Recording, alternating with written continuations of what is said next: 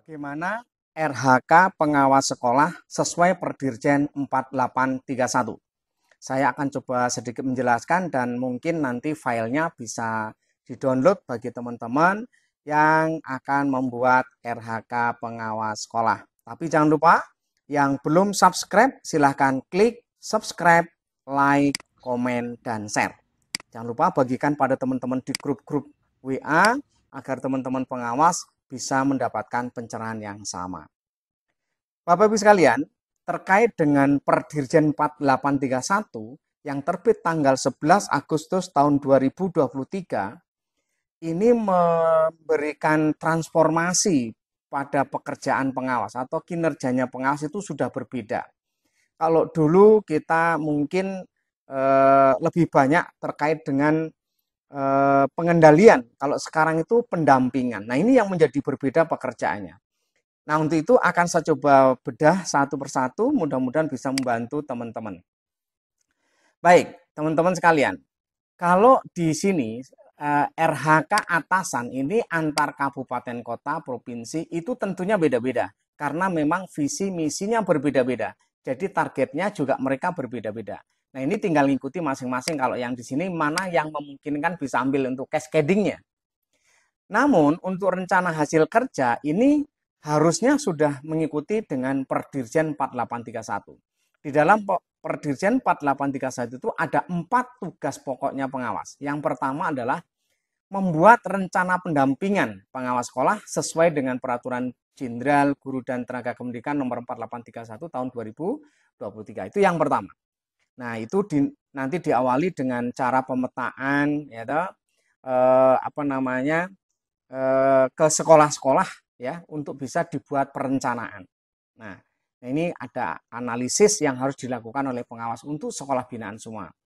Kemudian yang kedua adalah tugas yang kedua sesuai dengan di Juklak itu laporan pendampingan melakukan pendampingan terhadap perencanaan program satuan pendidikan. Nah, tugas kita adalah melakukan itu dan jangan lupa ini adalah laporannya yang diminta nanti.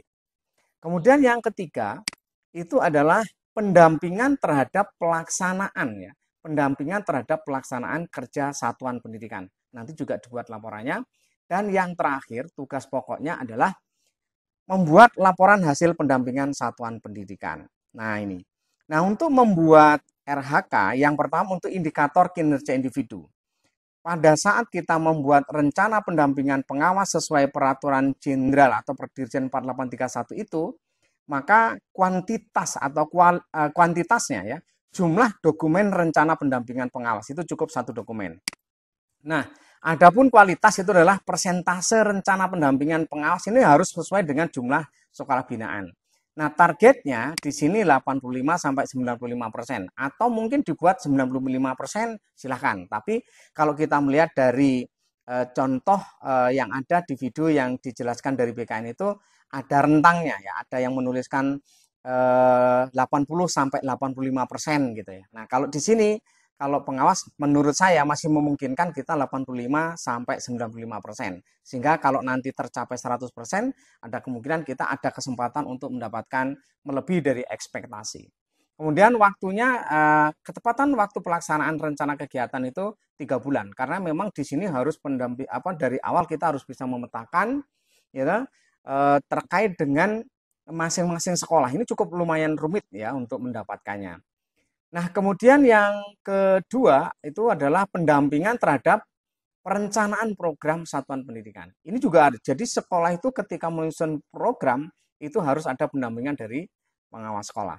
Nah, di sini indikator individunya yaitu jumlah atau kuantitasnya yaitu jumlah dokumen laporan pendampingan terhadap rencana program kerja satuan pendidikan ya.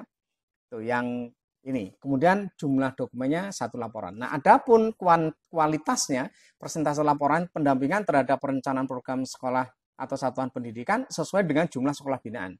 Jadi ini harus sesuai, masing-masing tentunya beda-beda. Ya kan? Nah, ini juga 85 sampai 95% atau mungkin dibuat 80 sampai 90% tergantung nanti kesepakatan dengan pimpinan. Kemudian ketepatan waktu pelaksanaan rencana kegiatan itu 3 bulan.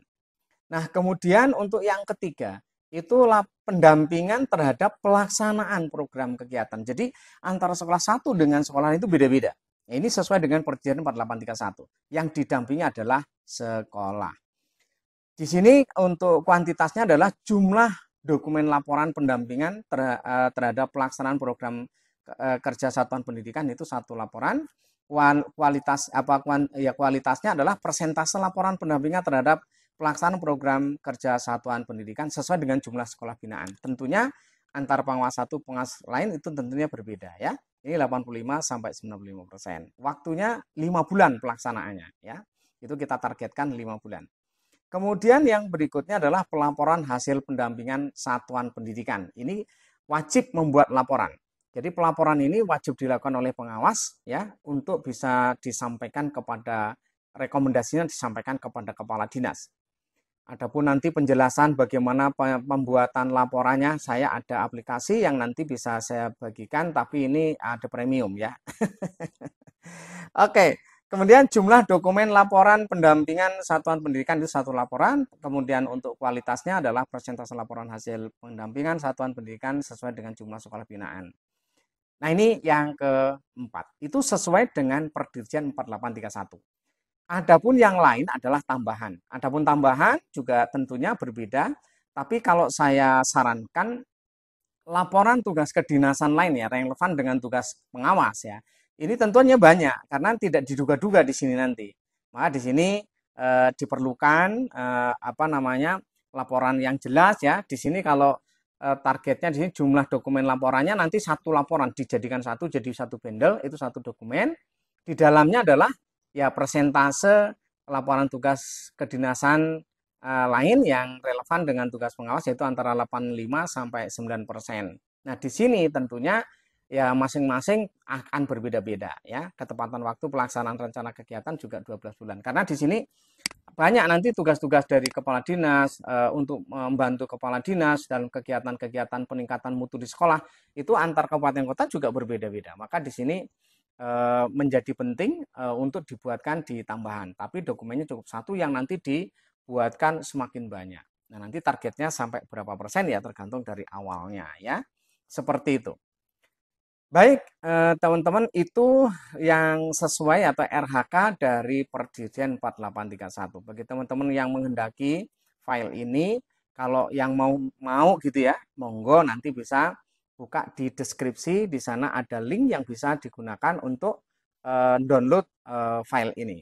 Mudah-mudahan bermanfaat dan sekali lagi jangan lupa yang belum subscribe, silahkan subscribe dan bagikan video ini kepada teman-teman di grup-grup lain supaya pengawas-pengawas juga bisa membuat dengan mudah, dengan gampang, dengan cepat sesuai dengan Perdirjen 4831. Mudah-mudahan manfaat dan barokah. Mohon maaf kalau ada yang kurang berkenan. Saya kira assalamualaikum warahmatullahi wabarakatuh.